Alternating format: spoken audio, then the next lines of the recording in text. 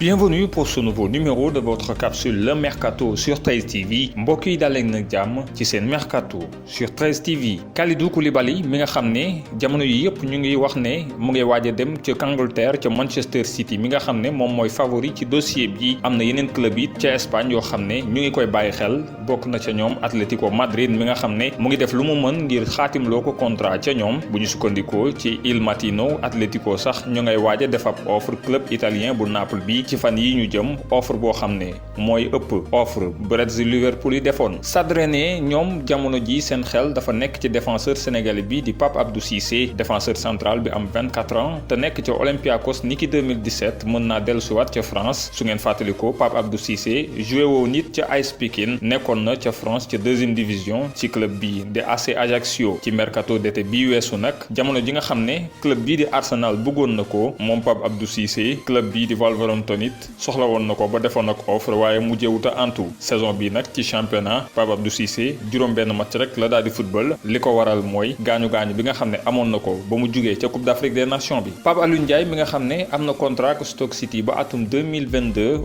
bëggatul dellu ca Angleterre bu ñu sukkandikoo ci ay médias yu Turquie moom bëggut a joué ca championship ma nga xam ne Stoke City fa la nekk. Pape Alioune Ndiaye mi nga xam ne joué na 12 matchs dugal benn but def 2 passes décisives li mu bëgg mooy des ca Super League bu Turquie ba tax xamal na ko direction bu Trabzonspor bi nga xam ne fa la nekk ngir ñu mën a waxtaan ak club anglais bi di Stoke City ngir ñu mën ko faa transféré. ñuy xaarandi nag fii ak saison bi di jeex ngir mën a xam situation Pape Alioune Ndiaye fu muy mujj. Cheikh Kane Sarr di ab gardien de but bu am 20 ans nekk ca Gimnastique Tarragona niki juillet 2019 saison bii di ñëw ci beneen club espagnol lay daal di nekk moom Cheikh Kane Sarr mi nga xam ne 21 avril bi weesu la fêté 20 ans am dañu ko àll club bii di Oviedo B nekk ci deuxième division B bu championnat bu Espagne. fàttali ne moom Cheikh Kane Sarr bokkoon na ci sélection U20 bi nga xam ne joué woon na Coupe d'Afrique ak Coupe du monde U20 te Youssouf Dabo nekkoon seen entraîneur.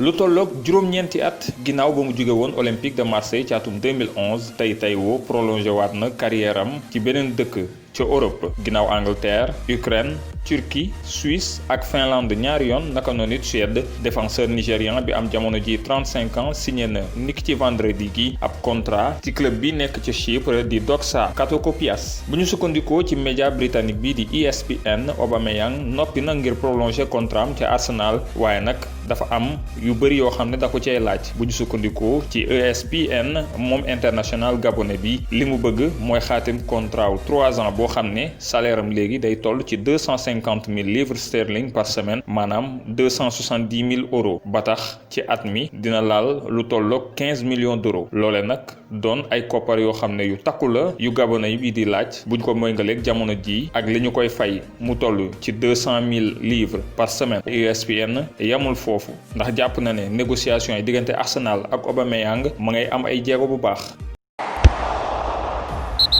Libre depuis la fin de son contrat au PSG, Edinson Cavani cherche un nouveau défi. Soucieux d'évoluer au sein d'une équipe compétitive, le buteur uruguayen pourrait prendre la direction de l'AS Rome. Le club italien est intéressé par la venue d'El Matador. Dans le dur à Barcelone, Antoine Griezmann se retrouve au cœur des rumeurs. Évoqué en Italie du côté de l'Inter Milan, il constituerait une recrue idéale selon le membre de l'Afterfoot Simone Rovera. Problème, le salaire du champion du monde tricolore pourrait bloquer un éventuel transfert en Serie A. Selon The Telegraph, le milieu français de Tottenham Tanguy Ndombele susciterait l'intérêt de la Juventus. Les dirigeants turinois auraient même fait une première offre incluant un échange avec Aaron Ramsey, une option qui n'aurait pas convaincu les dirigeants des Spurs. En revanche, Tanguy Ndombele resterait dans les plans de José Mourinho en vue de la prochaine saison, même si les relations sont froides entre le milieu français de 23 ans et son entraîneur depuis son arrivée en novembre. Selon le média argentin TIC Sport, des contacts entre l'agent de Mario Balotelli, Mino Raiola, et le vice-président de Boca Juniors, Juan Román Riquelme, auraient été établis. Alors que son retour à Brescia a tourné au fiasco, l'attaquant italien de 29 ans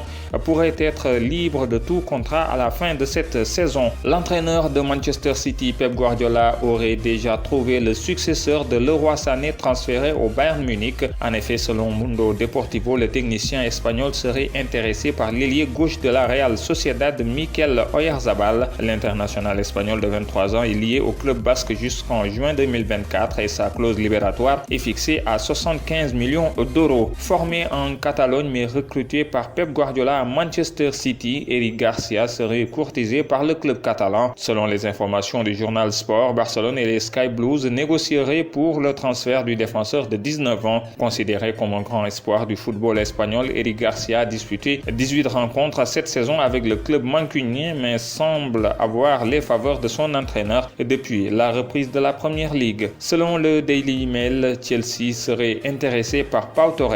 Le défenseur central espagnol a encore 3 ans de contrat avec le Villarreal. Sa clause libératoire serait fixée à environ 50 millions d'euros. Plusieurs cadors européens seraient intéressés par le joueur de 23 ans dont Arsenal, Barcelone, Manchester United et Manchester City. À l'image de Tanguy Kouassi, Adil Aouchiche ne signera pas de contrat pro avec le club francilien PSG. Le jeune milieu de 17 ans a officialisé son choix via un message posté sur les réseaux sociaux. Le nom de son prochain club n'a pas filtré, mais tout porte à croire que ce sera l'AS Saint-Étienne. Enfin, l'Olympique Lyonnais et le club breton de Rennes ont trouvé un accord en vue du transfert de Martin Terrier. L'attaquant de 23 ans rejoindrait le Stade Rennais pour 15 millions d'euros, bonus compris.